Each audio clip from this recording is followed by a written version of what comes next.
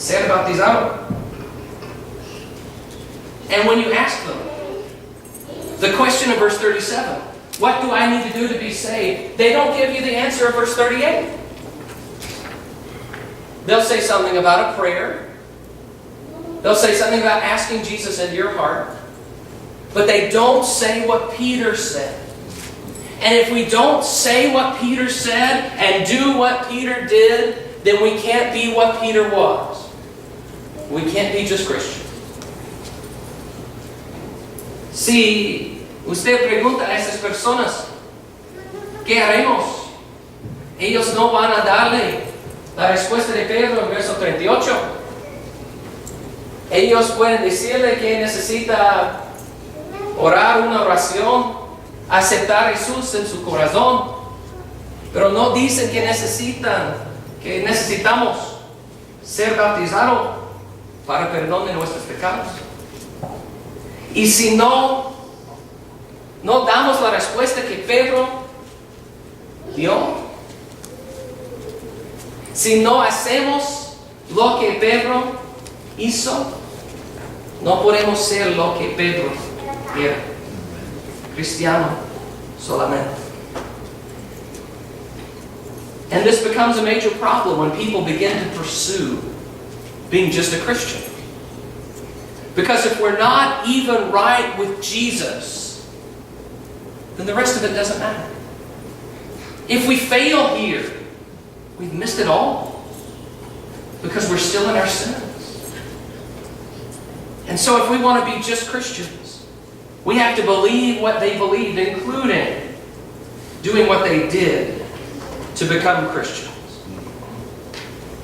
Si queremos hacernos cristianos solamente, tenemos que hacer lo que hicieron ellos. Y si no estamos en comunión con Jesús, si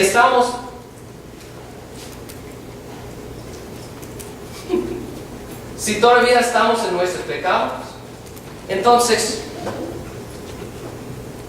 no debemos continuar a buscar cómo podemos ser cristianos solamente, porque no estamos en relación con Él. Christians is about a belief. Let's go back to Acts 11. Regresamos al libro de Hechos capítulo 11. Cristianos significa una creencia. Christians means a belief, but Christians also means an allegiance. I want you to read with me Acts 11 and verse 26 again. Acts 11 and verse 26. It says, for a whole year they met with the church and taught a great many people, and in Antioch the disciples were first called Christians. Hechos 11, verso 26. Y a los discípulos se les llamó cristianos por primera vez en Antioquía. The word Christians means an allegiance to Jesus. An allegiance. Una alianza, right?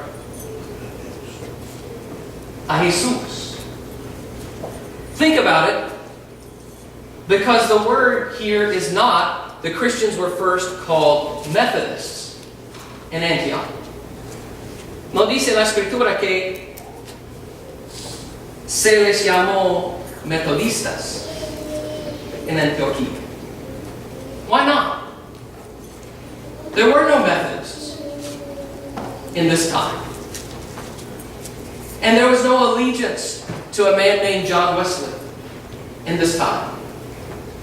No one knew about them or what they would be. Instead, they were called Christians because their allegiance was to Christ and no one else. No se llamaron metodistas porque en este tiempo no eran metodistas. Y no era Wesley. Y los cristianos se llamaron cristianos porque su alianza fue para, how do you say that? Was Era para con Cristo. para, huh? Era para con Cristo. Era para con Cristo. Era para con Cristo. Thank you. Para con. The word, let's do it in English first. The word Christian. And that last part, I-A-N, means belonging to the party of someone. It's used in the Bible of the Herodians, people who were of Herod's party. It was used in literature of the Caesarians, who were the party of Caesar. They're people who had an allegiance, a loyalty to a man. And when they were called Christians, it meant that they had a loyalty to Christ, the same way other people had a loyalty to men. Esta palabra, cristiano, y el último, llano, significa una lealtad, una relación.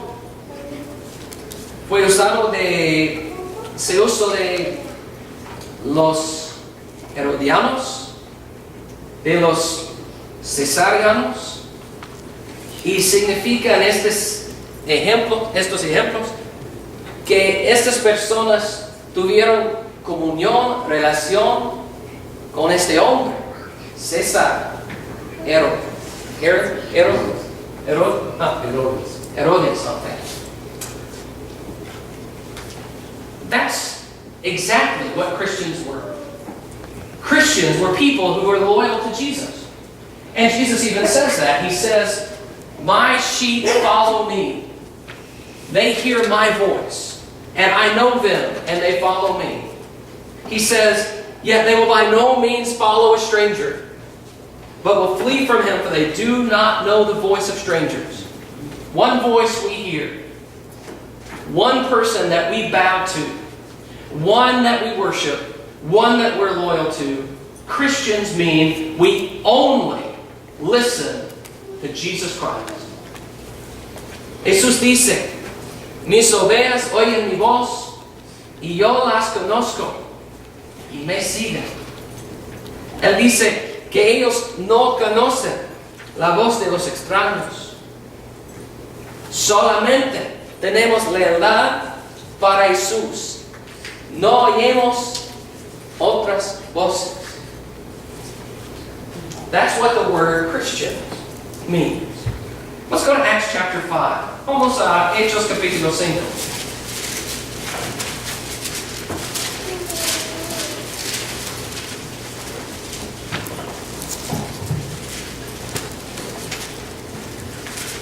Acts 5, and we're going to read in verse 28.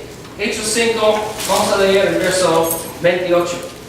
Acts 5:28, saying, "We strictly charge you not to teach in this name, yet here you have filled Jerusalem with your teaching, and you intend to bring this man's blood upon us." But Peter and the apostles answered, "We must obey God rather than men."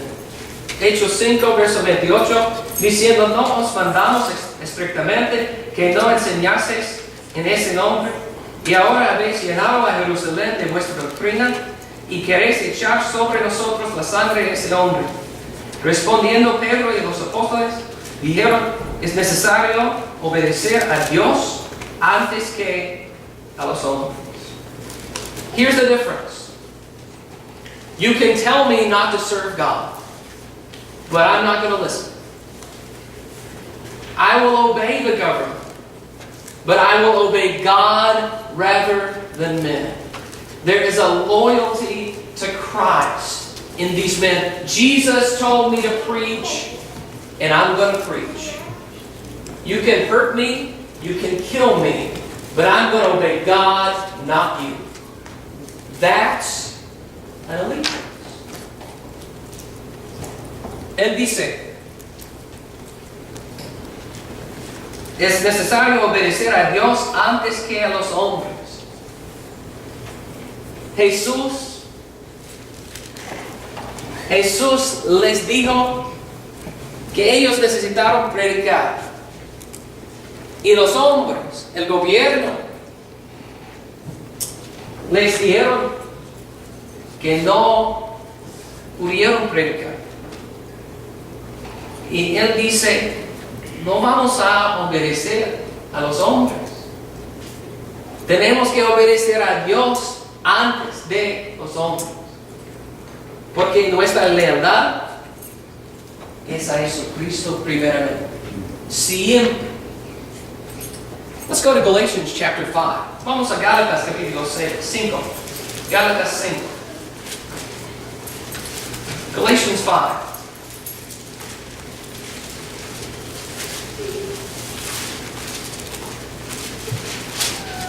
We're going to read verse 8. Galatians 5 and verse 8. Really short verse. It just says, Galatians 5:8, this persuasion is not from him who calls you.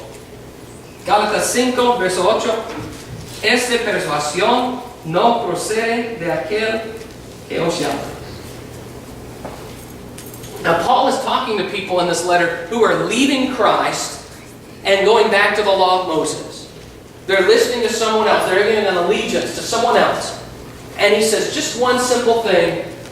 This did not come from Jesus. Él está hablando a personas que están saliendo del Evangelio, de seguir a Cristo para seguir a Moisés. Y él dice, este no es de Cristo. Porque están oyendo a alguien que no es Cristo. Porque están siguiendo a alguien que no es Cristo. Esta persuasión no viene de Él. ¿Por qué? Escuchen ahí. He is saying simply, this isn't from Jesus. How can you follow Him? One of the really amazing things about New Testament Christians is that they were unified in their allegiance to Jesus. They were one. And when you read about the church, our brother has already talked about this. When you read about the church in the New Testament, there's just one church. You don't have a bunch of different churches because I have this idea and you have this idea and we're all divided. If we all agree we will only follow Christ, then we're going to get along and we'll be united. Una de las cosas más importantes, impresivas,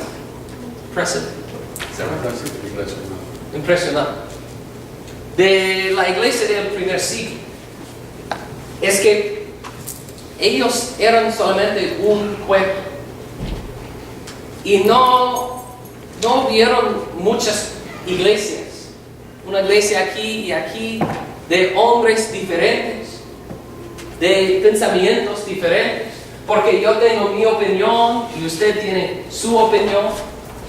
Pero ¿por qué estos hermanos fueron unidos en su alianza a Cristo, su lealtad a Cristo?